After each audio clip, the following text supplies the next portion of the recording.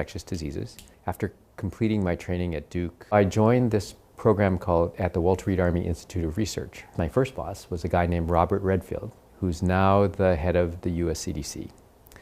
And under him was a woman named Deborah Birx, who is now the White House coordinator for the pandemic response to COVID. And when I became eligible to retire, this job came up, and I thought, hey, this would be a really kind of interesting thing to work on things other than HIV. Many of the vaccines we work on are not as well funded as HIV, but they're equally important. And it was good training, I think, for all of us at IVI. Then working on a MERS vaccine became a priority for Korea. And now with COVID, another coronavirus, we have the opportunity to work on another vaccine or a set of vaccines that might potentially protect against COVID infection. So what is the International Vaccine Institute? How does it operate? IVI is an international organization, like the United Nations or WHO. We actually have member states, and a number of those member states actually provide funding to IVI. That would include the governments of Korea, India, and Sweden, and soon, we think, the government of Finland. Our mission, which has been the same mission since 1997 when IVI was founded, was to discover, develop, and deliver safe, effective, and affordable vaccines for global health. Our focus is on diseases that start in developing countries for which no vaccine solution exists, developing a vaccine, getting it through testing, getting it approved, getting it made in sufficient quantities to be able to impact the disease that we're interested in. Did you guys anticipate anything like COVID-19 striking? SARS-1, the original SARS in 2002, was a much more severe disease, actually had a very high transmission rate. The nice thing about SARS-1, if there was anything that was going to be nice about an epidemic outbreak, is that the people who were sick were the people who transmitted. So if you put them in isolation, you could protect other people. The problem with the second SARS outbreak, the COVID-19 outbreak, is, as you know, 80% of people have minimal symptoms. And those people are the people who are going out and spreading the disease to others. For a long time, those of us who do vaccines and are worried about outbreak diseases have been saying that, the World Bank estimated that we would spend, $6 trillion on outbreaks in the 21st century. And just this outbreak probably takes us pretty close to that. I think that scientists have known for a while that these coronaviruses like SARS, MERS, and COVID actually jump back and forth between humans and animals. Yes. The transmissibility issue was very important. I mean, it's as infectious as SARS. It's 10 times more infectious than flu. It's also 10 times more deadly than flu. Right. And that's what makes it a particularly potent combination of infectivity and virulence. And could there be another one? Possibly, but when will it happen? I don't think anyone has the crystal ball on that. Unless you're in the field, I don't think people actually understand what is a vaccine and why is it important.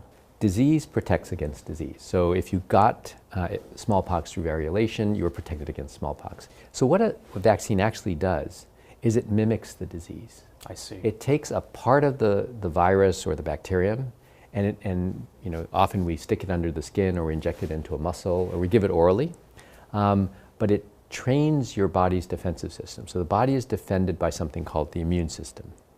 And the immune system, in a way, is like an army, like a defense force. Right. And like every army, it benefits from practice. And what you're doing when you're vaccinating, you introduce a small piece of the virus or a part of the bacterium or a heat-killed germ, and the body sees it and says, oh, this isn't normal, this doesn't belong here, let's attack it. Let's make sure this doesn't cause a problem. And so the body puts together a response. It makes proteins that fight infection. With a virus, these proteins often neutralize the virus, and those proteins are called antibodies. They're made by a particular kind of immune cell called a B cell. At the same time, the body's making, we call them killer cells and helper cells. And those fall under the T cell category. So as the body's making these cells, the killer T cells are able to attack cells that have been infected by the virus. Or the helper cells, basically they're kind of like the source of information and communication in the immune system. So your helper cells tell the B cells, make antibody. The helper cells help the killer cells by giving them the right kinds of signals to go ahead and mount a full attack against the virus. So they're all part of like a white blood cell, is that? They're all white blood cells, right? And the white blood cells defend you against infection. They're not the only white blood cells, because there are some white blood cells that aren't specific to particular pathogens, but they exist primarily to defend you generally against infection. They're like the fence on the outside of a camp, whereas inside you have the soldiers, the cells that are trained specifically to fight against this virus or that bacterium.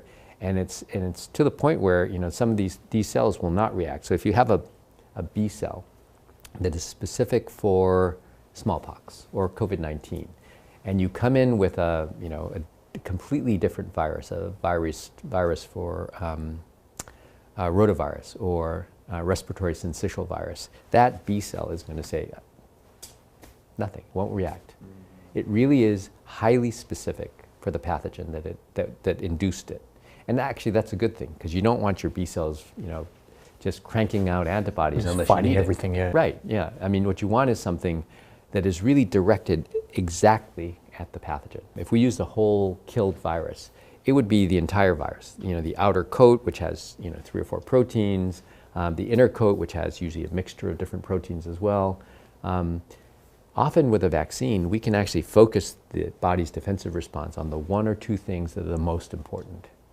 And so, you know, unlike a natural infection where your body's responding to everything in the virus, with a vaccine, we can actually tell the body, you don't need to respond to everything. Respond to this, and that will kill it. So in a way, the vaccine allows the body to be smart about what to attack.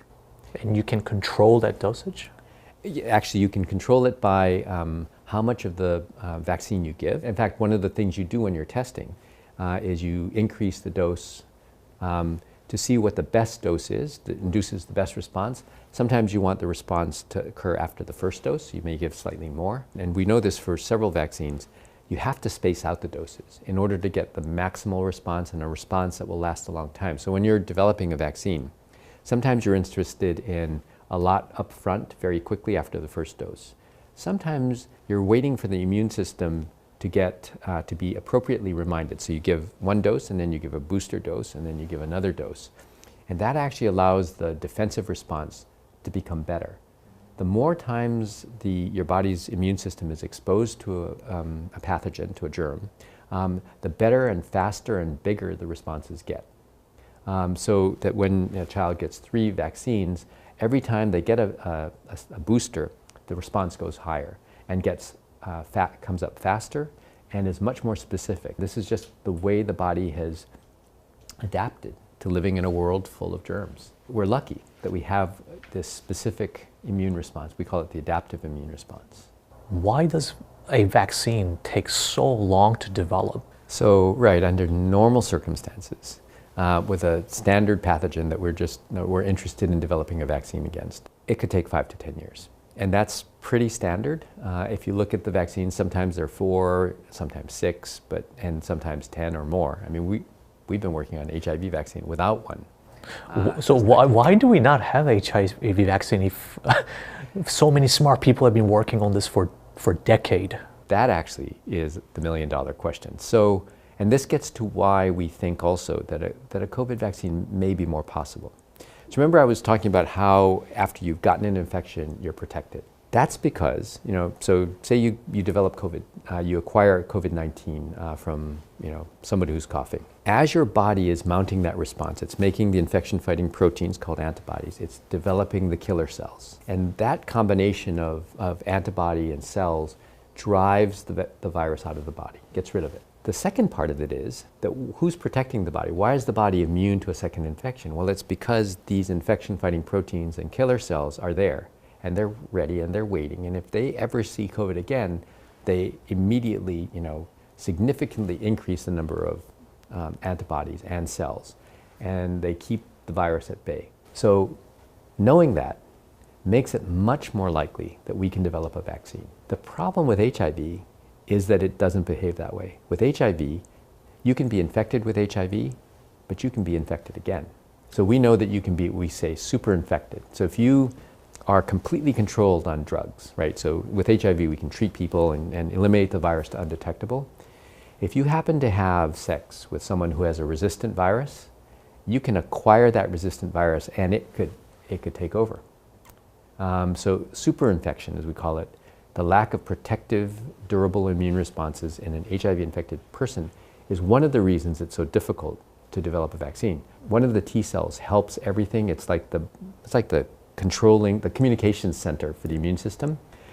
HIV attacks that cell and kills it. That is the target cell for HIV. So now all of a sudden your immune system is without an effective way to communicate to the B cells and to the killer cells. The other thing is that the virus, the HIV virus itself, has involved a whole series of protective mechanisms. It mutates itself very, very frequently. So it changes the proteins on the surface. So in an HIV-infected person, you can have billions of slightly different viruses in your blood. Wow. I mean, my lab, when I was still in the Army, used to sequence these viruses. And, you know, we could sequence 1,000 very easily.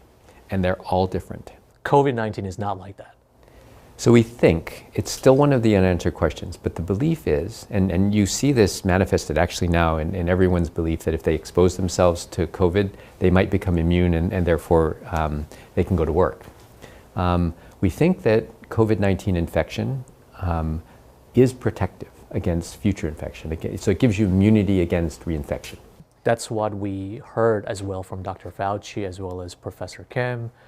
So far, they had a lot of reactivated cases or relapses, right, but they haven't seen any case of reinfection. Right. Is that correct? So the problem is that it's difficult to tell. One of them is, I think that the tests are not sensitive enough. So, right, you know, you have you're recovering from the virus infection, and the amount of virus in your blood is decreasing, and the amount of virus in your throat, the places that they're swabbing, is decreasing. And finally, you reach a level of virus where the test can no longer pick it up, but it's still there. We heard that that's around below 3,000 right. Cells. It's actually, I'm not sure that we know the count, especially on the throat, right, where that level of sensitivity is. But with HIV, for instance, you know, when we first started measuring the virus in the blood, the lowest we could go was 1,000 per cc of blood. And then it was 400. And now it's 50, and it's going below that soon. So if you were negative at 1,000, it didn't mean that you were negative.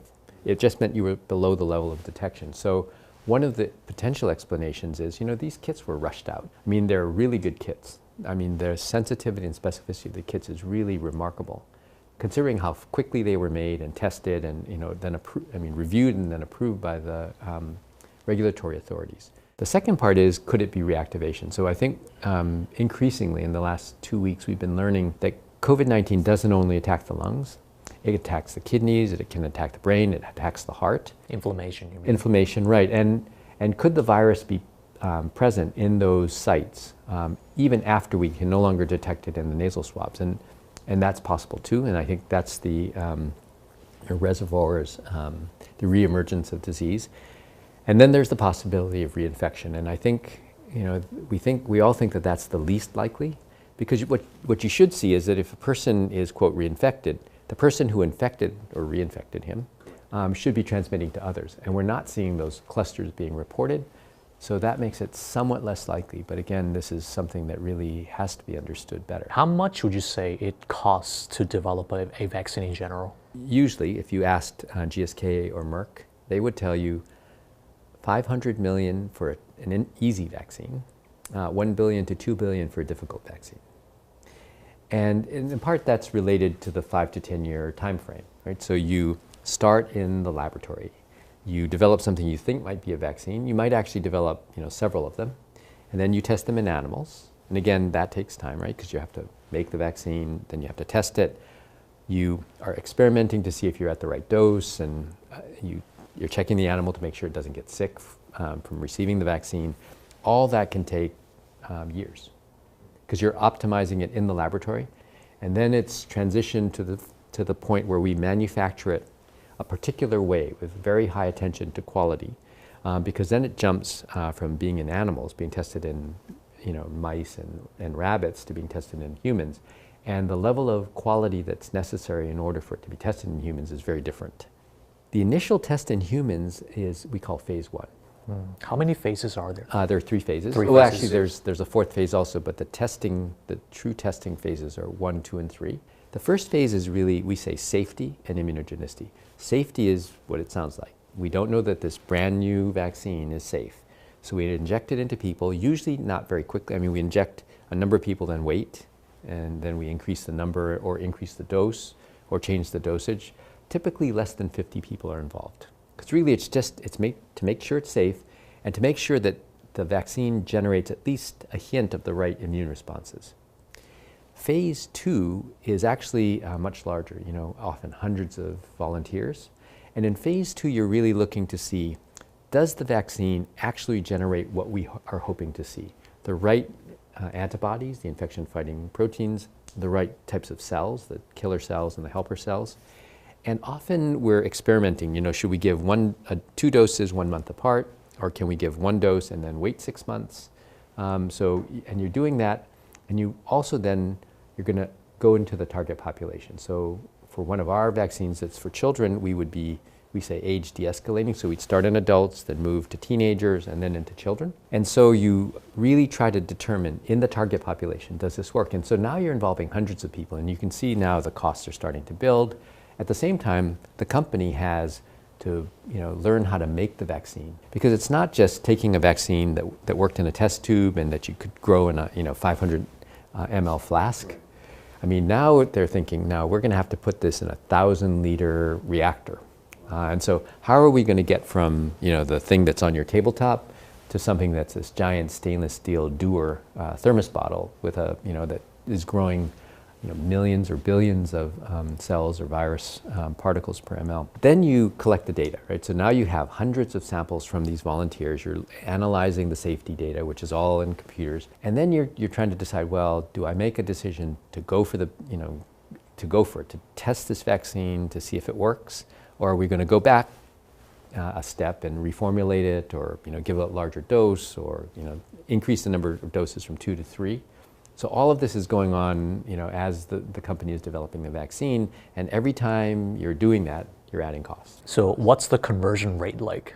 Do all the trials end up making it to phase 3, or? No, and so 93% of trials fail sometime between the animal study and the final approval of the vaccine for marketing. The number that fail is greatest in the animal stage. So the company just decides, oh, this is not worth doing. And then in phase 1, there's further dropout, because then the company says, well, this is tougher than we thought. And then by phase 2, the company is really interested, and they're really looking at those responses in the target populations. And if you can't induce the right response, you're at the maximum dose, and you don't think that the pediatric schedule would tolerate, 4th dose of vaccine, the companies will go, well, do we really want to do this? Or is there something we can do to make it better? And then by the time you get to phase 3, you are pretty certain that the vaccine is going to work, because a company doesn't want to invest in a trial that involves thousands of people for a vaccine that they're really not sure will work. Because it has to be financial incentive for them as well. Right, and then so that's the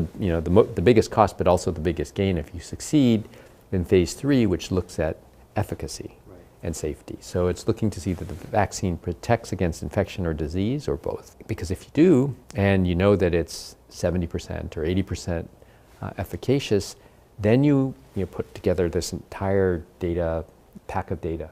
It's about 100,000 pages in the old style, like several containers full of papers. Take it to the Food and Drug Administration, and you say, this is our analysis of our data. We think the vaccine works, and we would like for you to approve it. And after a year, the FDA decides, okay, we agree, it works, it protects, it's ready.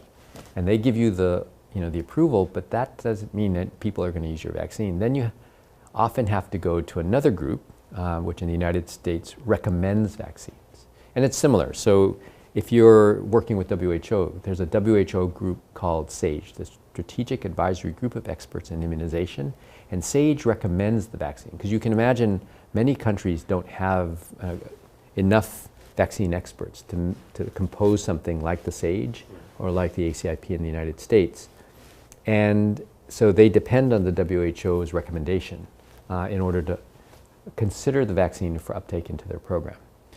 So now you have the recommendation to use it, And you also now have to make sure that you have enough vaccine. So typically, as a vaccine is entering phase 3, the companies are ramping up production because as soon as it's approved, they want to be able to sell it. And that's why the process at that point is so efficient. And they want to make sure that they can manufacture it for as low a price as possible, because that, again, allows them to maximize the benefit to the company. And that would be how it works under normal circumstances. And you can see, phase 3 might take 2 years because it's, several thousand people. Like the trial that we did in Thailand was 16,000 people. Wow.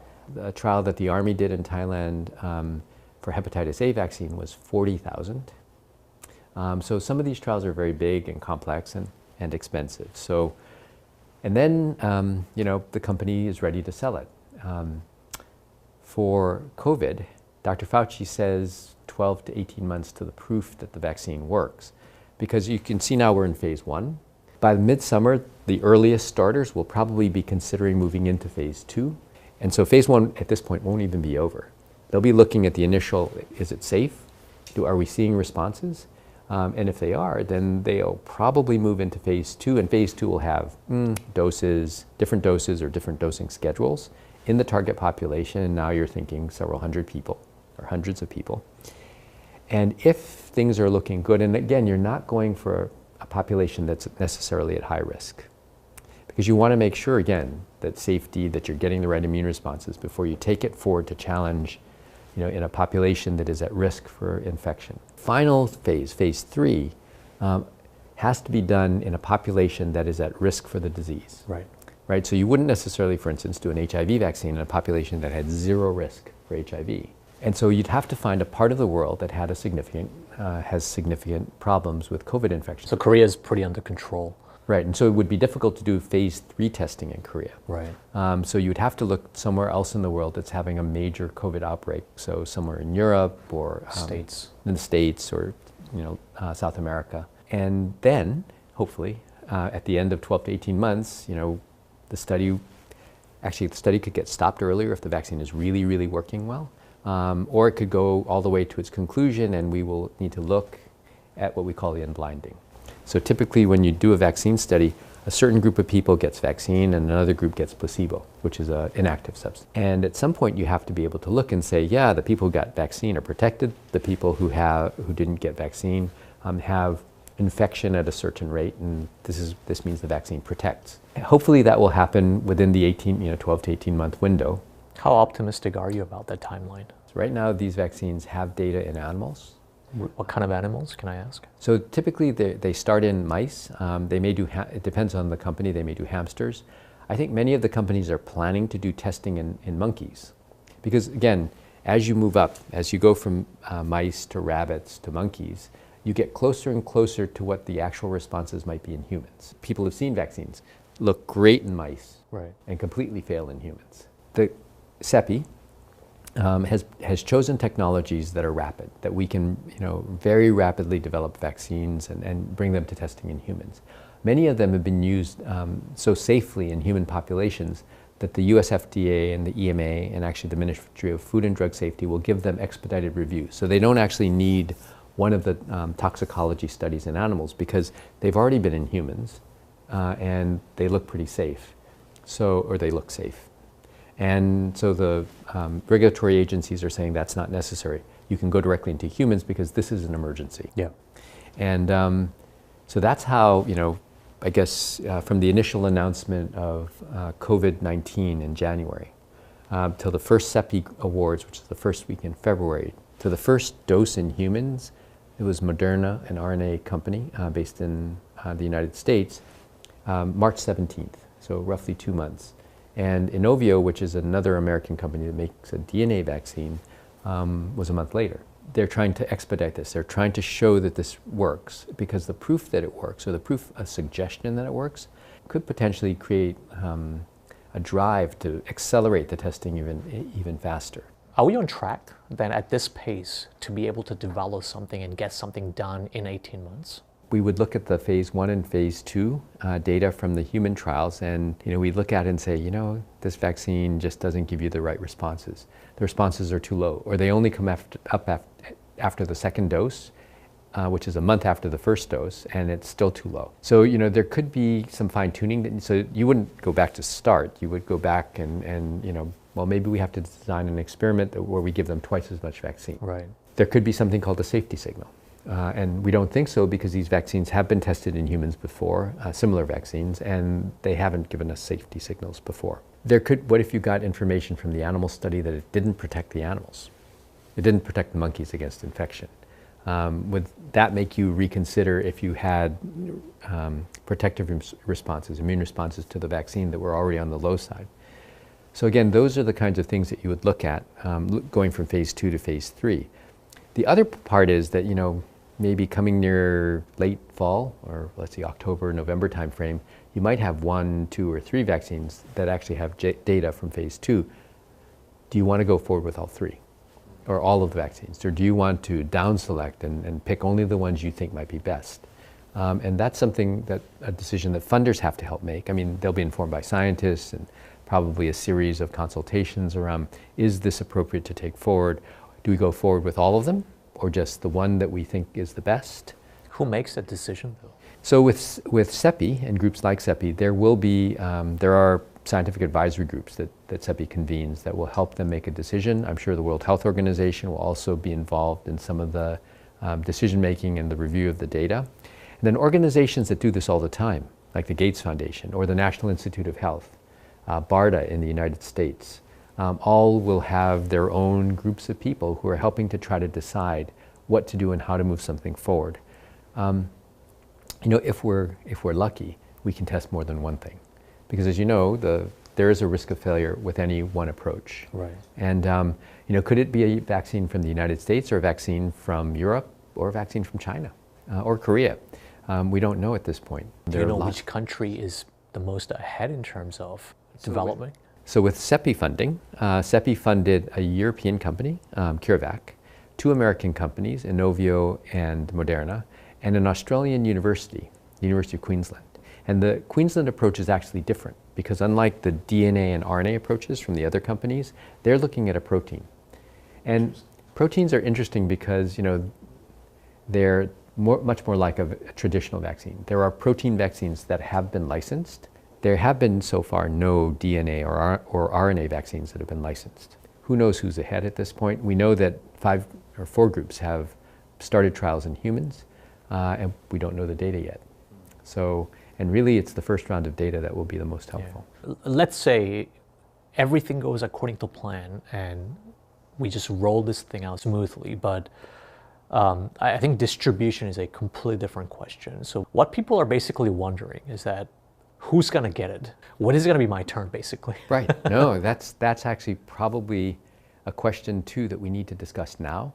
Good news is that at least some of the vaccines are funded by an international collaboration of a partnership of countries and philanthropic organizations like the Gates Foundation and the Wellcome Trust. So that would be the CEPI-funded vaccines, and there are 8 of them now. Right. In order to get funding from CEPI, you have to sign a global access agreement. So you kind of agree to make the vaccine available at a certain cost that is not going to be excessive, that will be fair to developing countries. The other part is that we know that the Gavi, the Vaccine Alliance, the Global Alliance for Vaccines and Immunization, already has a plan that if there's a successful vaccine, that there will be a mechanism for the poorest countries in this world to get it either at cost or at no cost from Gavi, which runs a stockpile. The question that is then going to be asked is, so when does Gavi get its stockpile? Does the stockpile start once the United States gets its share of the vaccine, or is this something that we all commit to? And I think within CEPI they have a mechanism, but they should be talking about how to fairly distribute vaccine. Who needs it first? Is it the healthcare providers? Yes. Or is it countries where the virus is killing hundreds of thousands of people and has a lot of active ongoing cases? Or is it a country like Korea, which has largely controlled the outbreak but still has 50 million people who've never seen it and would be susceptible? So who gets the vaccine first? And that's a decision that has to be made when we're calm, and not a decision that should be made when we're reaching for the the one vaccine that works.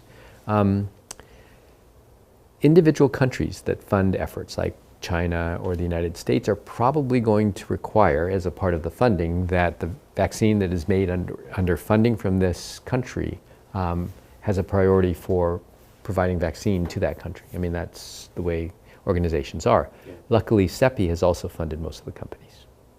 So that there is going to be a time to discuss who gets how much and who gets vaccinated first. The World Health Organization is also getting involved, and so they're convening a group of people that includes CEPI and the countries and other organizations that develop vaccines to initiate the discussion around access and equity. And that is going to be a really critical issue a year and a half to 2 years from now. There are a lot of flu vaccines. As a matter of fact, I think we are advised that we need to get a flu shot every year. Yes. Does that mean it's like a new vaccine that's being developed every year? Yes, so flu vaccines are kind of an exception, right? I mean, because every year the WHO determines the formula for flu vaccine for the Northern Hemisphere and the Southern Hemisphere, because there are different viruses in circulation at different times in the Northern and Southern Hemispheres. Sometimes they're the same, right, but often they're different. And the thing about flu vaccine is exactly that the strains change. And sometimes they change really dramatically, like H1N1 did, and then we get really worried because people don't have immunity. For the strains that are commonly found in any year to another year, there's a little bit of change in the influenza strain.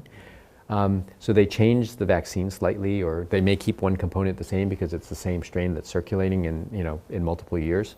But by and large, the companies have adapted to a system where within a year, they can put the new components of the vaccine together and get it tested and approved by the regulatory agencies. That's why it's much quicker, and it's right. doesn't take 18 months or right. longer.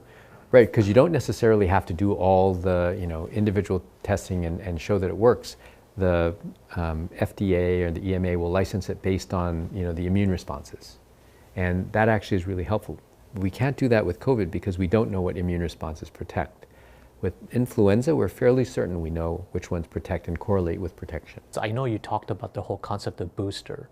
Do you think that even if we end up developing some sort of a vaccine for COVID-19, we should continue to get it every year, or is it just pretty much one and done? Okay. So with influenza, we get vaccinated every year. Though at least in the United States, there's a recommendation for nearly universal vaccination yearly.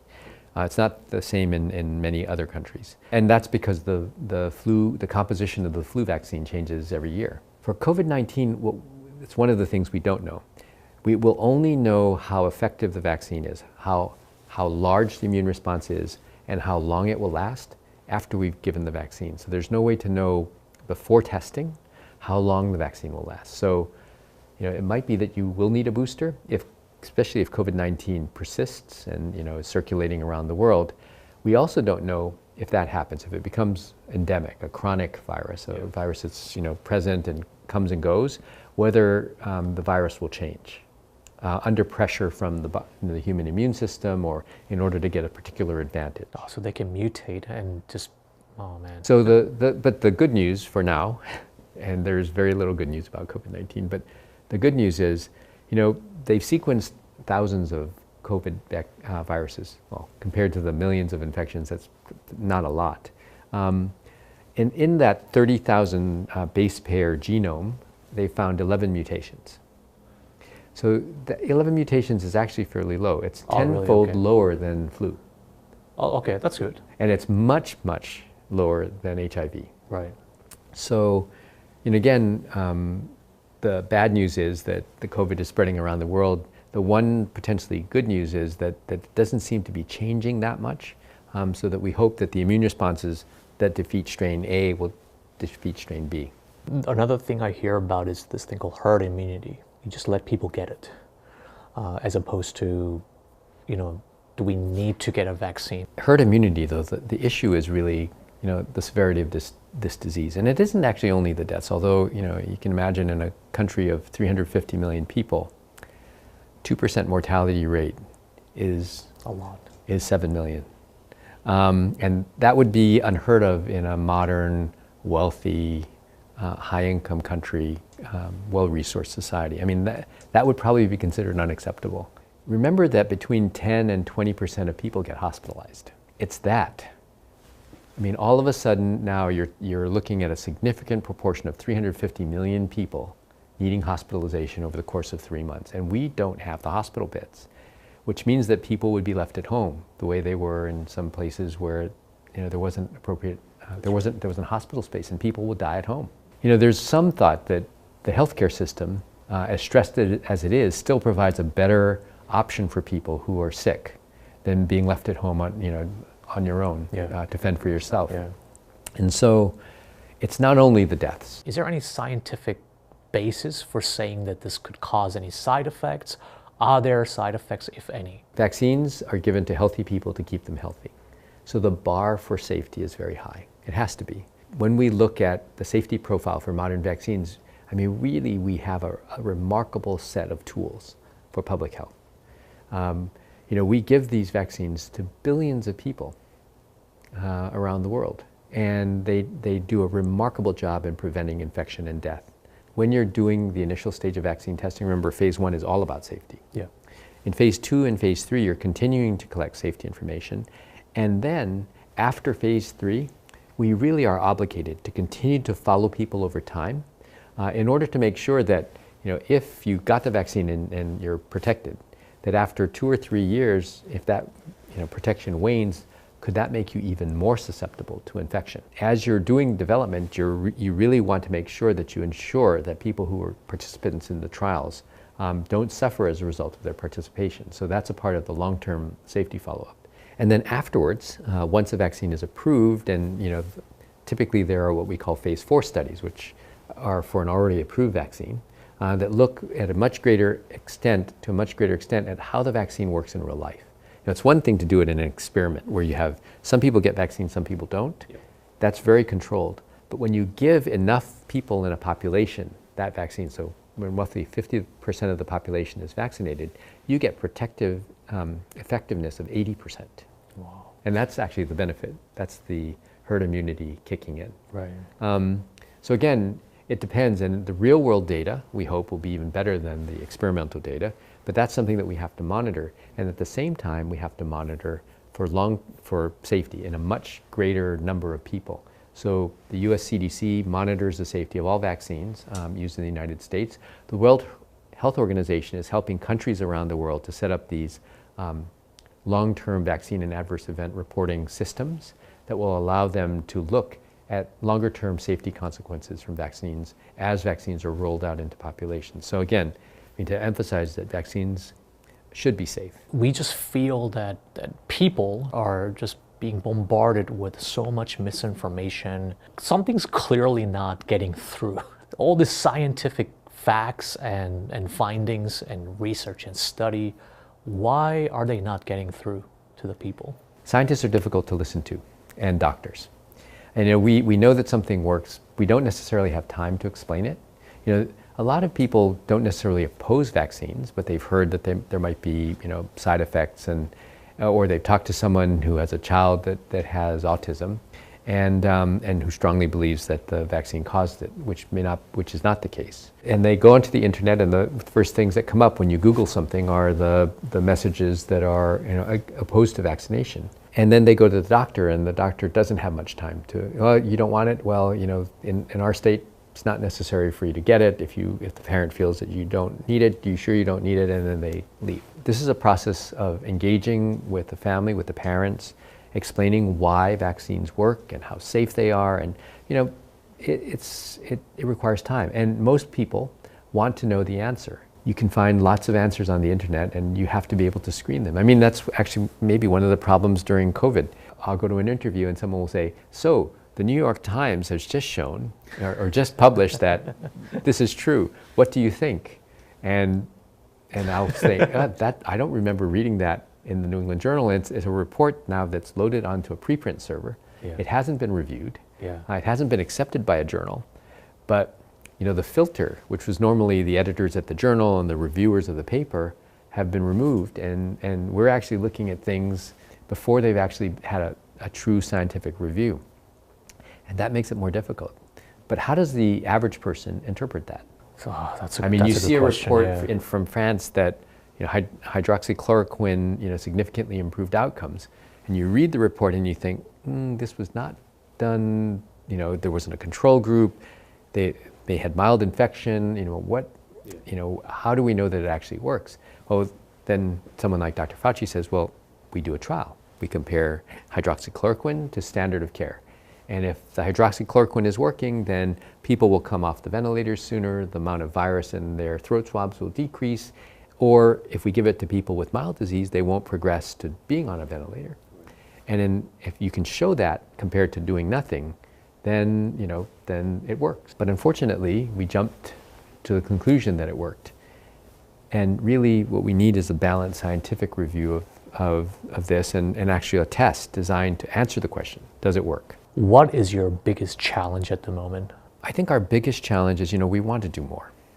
And, even with the staff we have, it's getting increasingly difficult. And, a lot of it is about funding. The Korean government recognizes this because they've recently increased funding for vaccines.